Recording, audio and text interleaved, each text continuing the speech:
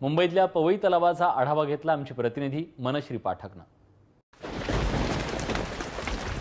एकीकडे मुंबईला गेले 2 दिवस मुसळधार पावसाने झोडपले। सध्या पावसाने विश्रांती घेतलेली आहे, मात्र या मुसळधार झालेल्या पावसामुळे मुंबईच्या उपनगरांमधला पवई तलाव मात्र ओव्हरफ्लो झालेला आहे।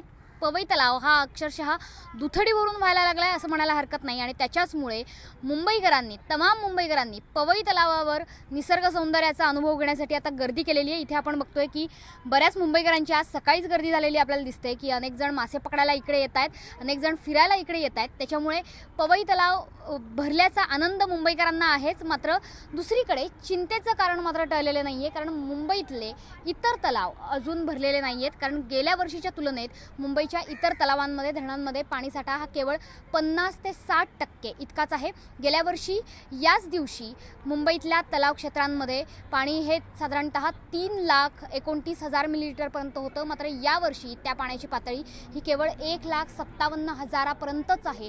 त्याच्यामुळे मुंबईतलं पिण्याचं पाणी कुठून येणार हा तर मोठा प्रश्न आहे। कारण पवई तलाव जरी ओव्हरफ्लो झालेला असला तरी या ठिकाणचं पाणी हे आपण पिण्यासाठी वापरत नाही, निसर्ग सौंदर्यासाठी म्हणून पवई तलाव प्रसिद्ध आहे। रविवारचा मुहूर्त साधत तमाम मुंबईकरांनी पवई तलावावर आता गर्दी केली आहे। मात्र पवई तलाव भरला असला तरी सुद्धा मुंबईकरांना आता पाण्याची बचत करावी लागणार आहे, कारण इतर तलाव क्षेत्रातला साठा हा अगदीच कमी आहे, तो समाधानकारक नाही।